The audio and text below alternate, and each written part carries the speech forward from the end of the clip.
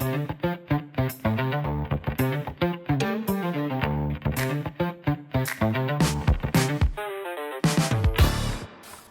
welcome back to the series. In this next video, we're going to send our character from Character Creator 5 to Substance 3D Painter to texture the entire project there. Character Creator 5 make this process very easy and very straightforward. We just need to set a few things up correctly for Painter. The character is ready, everything is working nicely within CC5, and all of the extra meshes that we generated in ZBrush have UVs. So the next step is to export everything to Painter so that we can texture it in there. So let's go ahead and do that. Go to the File menu, and under the Substance Painter pipeline, choose the export location, and CC5 will generate an OBJ file and export all the textures as well as the supporting data needed for the setup inside Substance Painter. All right, that's pretty much all you need to do from CC5. Let's go ahead and open up Painter, and I'm gonna drag and drop the OBJ that was exported from CC5. This next part is super important. In the new project window, make sure that the normal map format is set to OpenGL, and then tick the box for the Use UV Tile workflow. Also, make sure that the selected option is the Preserve UV Tile Layout per Material and enable painting across tiles. Leave the rest of the settings as default and hit OK. Alright, and if everything goes smoothly, you'll see your character in an A pose inside Substance Painter, and your texture setlist will show one set for each material of your character.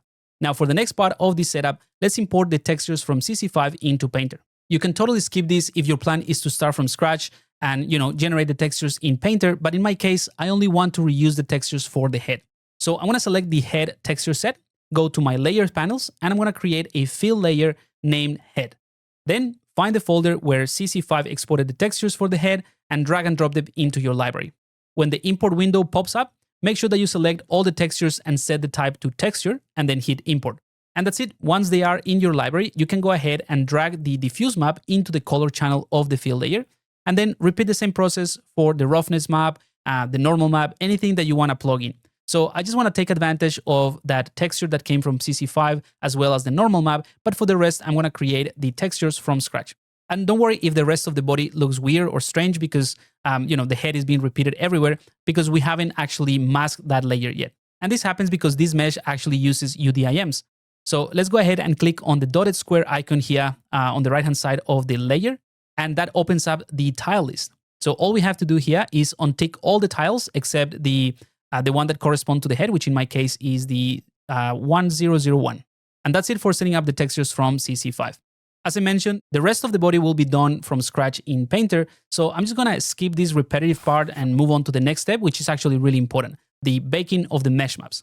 This step is crucial since it's actually the one that lets you use features like the generators, the curvature, the ambient occlusion, things like that will be very important to mask out materials and to create more intricate details. So from the Texture Set Settings tab, let's go ahead and click on the Bake Mesh Maps and open up the baking window. In the texture set list here on the left-hand side, let's go ahead and untick anything that you don't need to bake.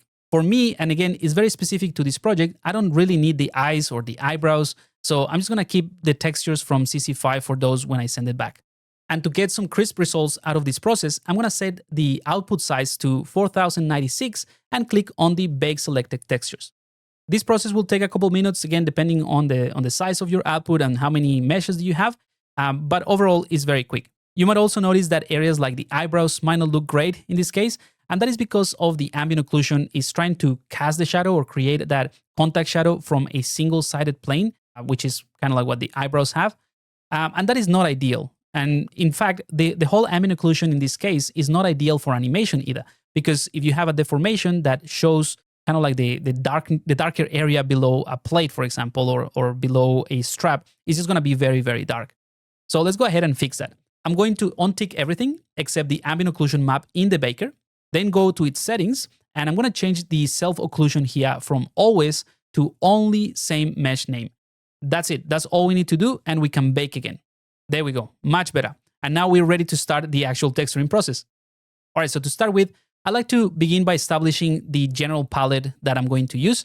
But for this project, I'm going to go for a more, I would say like a monochromatic look. So I'm just going to jump straight into testing materials and patterns. And to keep things simple, I'm using built-in painter materials and a few fabric materials from the Substance 3D asset library. I'm going to drag a few materials I might want to use and, just drop them into the layer stack, and I'll see if I use them or not later on. And that's it. That allows me to quickly preview a combination of materials and patterns and decide which ones are the ones that I want to keep before I start masking and detailing anything. The next thing I like to do is put all of those materials into a single folder, and then I can apply a mask to that folder, and then I can isolate the suit. So I just need to paint with a black color over the head area to isolate it and mask that out so that it's only the suit that it is part of this folder. What is cool about this is that anything that I add inside this folder, then it will only affect the suit, not the face. Now for the fun part. I'm going to use another material, and I'm going to use this black technical fabric to create a flexible padded section across the suit. I'm going to add a black mask just to basically hide everything from the material. And then I'm going to create a paint effect so that I can start painting that mask in. So essentially painting white over black. Now with one of my favorite tools, the path tool, I can go ahead and click and drop points to define the shape or the path and create these padded sections. It is completely non-destructive, so I can just click on any of the points and I can adjust the shape later. And I think that's one of the biggest benefits of this workflow in Painter. There's also a great effect in Painter in one of the recent updates called the fill area mask, which automatically fills in any closed path made with the path tool. This means that once I apply this fill area mask, I can still move all the points in my path, or the fill area will update instantly. So it's a really cool, very simple thing to do, and it is non-destructive. Now from this point onwards, it's mostly repetition, right? Just mask out the area with the path at the fill area, and I'll do that for each new material or any new fabric type that I want to add as a new layer. Now the key takeaway from all of this is that everything that I'm doing stays as non-destructive. So I can design freely without the fear of locking anything just yet, and I can adjust shapes, I can move the patterns as I go, and literally design as I texture. I can also step out of the focus mode or the solo mode here in Painter anytime and check how the patterns that I'm creating for the suit are actually working with the rest of the armor. And that allows me to, adjust and tweak the path to better suit the flow or the composition once I see the pieces on top of the suit. Right now, I'm not even worrying about the colors, just the placement of the patterns and the different patches. And because it is non-destructive, I will refine the colors later on. And you can even change the scale of the patterns and all of that just to unify things at the end. I also wanted to create some kind of border or like a tubing around the different patches or different fabrics. So for that, I'm going to use one of my absolute favorite tools in Painter, which are the anchor points. So one of these anchor points would go on the first set of the paths that I created, and another one will go into the second material type.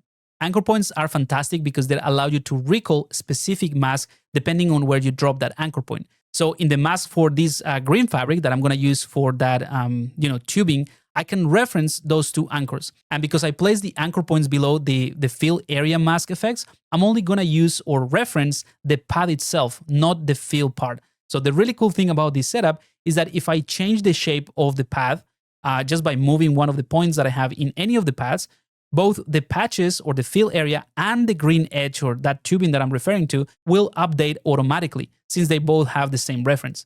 I'm also going to quickly tweak the edge color just to match the general palette of this suit just a little bit better. And after some time experimenting with this technique, I got the foundations of the suit ready, or I think, at this point, I'm happy with how the inner suit or that sort of wetsuit looks. And to be honest, the most time-consuming part here is the designing. The technical setup is actually very simple once you know how it works or you know the steps. But yeah, what it takes time is to decide whether you can place a point or a path in certain areas and if it works.